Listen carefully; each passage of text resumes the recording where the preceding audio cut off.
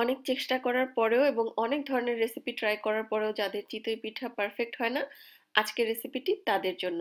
চেষ্টা করেছি একদম A to Z টিপস সহকারে একটা পারফেক্ট চিতই পিঠার রেসিপি আপনাদের সাথে শেয়ার করার জন্য। এবং এই চিতই পিঠাগুলো কিন্তু আমি বাজার থেকে কেনা শুকনো চালের গুঁড়ো দিয়েই তৈরি করেছি।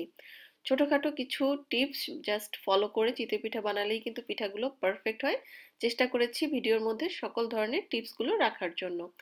আসসালামু আলাইকুম everyone, welcome back to my channel Mukti's cooking world. আজকে চিতই পিঠা তৈরি করার জন্য এখানে আমি মেজারমেন্ট কাপের 3 কাপ পরিমাণ বাজার থেকে কেনা শুকনা চালের গুঁড়া নিয়ে নিচ্ছি। এবার এই শুকনা চালের গুঁড়ার মধ্যে আমি ব্যবহার করছি হালকা কুসুম গরম পানি, এবং পানিটা আমার কতটুকু লাগলো সেটা আমি ভিডিওতে বলে দিব। এখানে যেহেতু আমি বাজার থেকে কেনা চালের গুঁড়া ব্যবহার করেছি, তো কেনা চালের গুঁড়ার জন্য এক ধরনের পানির পরিমাণ, আর ঘরে তৈরি করা ভেজা চালের গুঁড়ার জন্য কিন্তু পানির পরিমাণটা কম লাগবে।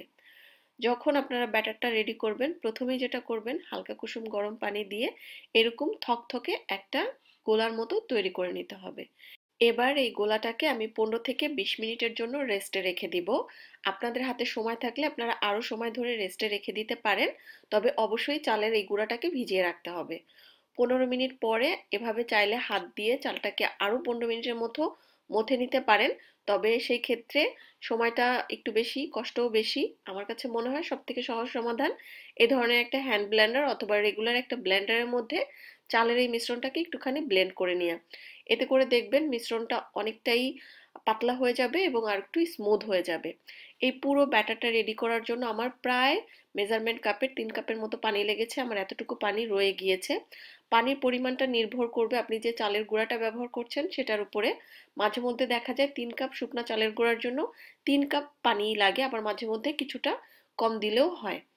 এবার এর মধ্যে আমি স্বাদমতো লবণ দিয়ে দিচ্ছি, আর দিয়ে দিচ্ছি 1 চিমটি পরিমাণ বেকিং সোডা। আপনারা চাইলে বেকিং পাউডারও ব্যবহার করতে পারবেন, তবে খুবই সামান্য পরিমাণে ব্যবহার করতে হবে। আর কেউ দিতে না চাইলে না দিলেও হবে।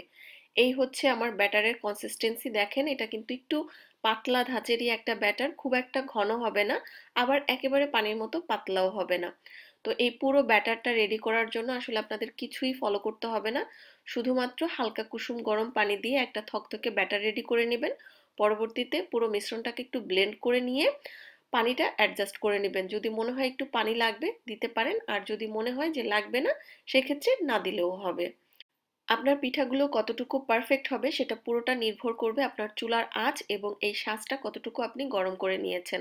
সব থেকে ভালো হয় আপনি যখন গোলাটা রেডি করতে যাবেন তখন একদম লো হিটে চুলার উপরে শাঁসটাকে বসিয়ে রাখবেন। শাঁসটা একা একা লো হিটে গরম হতে থাকবে, এবং যখন পিঠার ব্যাটার এরকম দেওয়া শুরু করবেন তার আগে হাই হিটে শাঁসটাকে ভালোভাবে গরম করে নিয়ে তারপরে এরকম করে বেটারগুলো দিবেন, এবং চুলার আঁচটা সম্পূর্ণ হাইতে থাকবে। তারপরেও চুলার উপরে নির্ভর করবে, অনেক সময় অনেক চুলার মাঝারি আঁচ বা মিডিয়াম হাই হিটেও পিঠা করে নেওয়া যায়। তো চুলার উপরে নির্ভর করে আঁচটা বাড়িয়ে কমিয়ে দিতে পারেন, বাট খেয়াল রাখবেন শাঁসটা খুব ভালোভাবে গরম থাকতে হবে এবং চুলার আঁচটা মোস্ট অফ দ্য টাইম হাইতেই থাকতে হবে। কারণ চুলার আঁচ যদি লোতে থাকে তাহলে কখনোই পিঠা এরকম ফুলকো এবং পারফেক্ট হবে না। তাই পিঠা বানানোর সময় সব থেকে যেটা বেশি গুরুত্বপূর্ণ সেটা হচ্ছে শাঁসটা ভালোভাবে গরম থাকতে হবে এবং হাই হিটে পিঠাগুলো বানাতে হবে। আর পিঠা বানানোর পর পর মাঝে মধ্যে চাইলে পানি দিয়ে ভেজানো এরকম একটা পরিষ্কার ন্যাকড়া দিয়ে শাঁসটাকে মুছে নিতে পারেন। আর এভাবেই কিন্তু আমি সবগুলো পিঠা বানিয়ে নিয়েছি। আর আপনারা দেখতেই পাচ্ছেন আমার পিঠাগুলো কতটা পারফেক্ট হয়েছে, একদম সুন্দর ফুলকো এবং পিছনটার দিকে অসংখ্য ছাঁচে যুক্ত।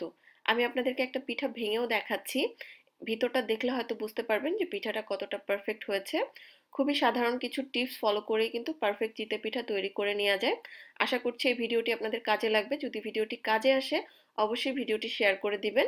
আশা করছি রেসিপি ভালো লেগেছে। আজকে বিদায় নিচ্ছি। আল্লাহ হাফেজ।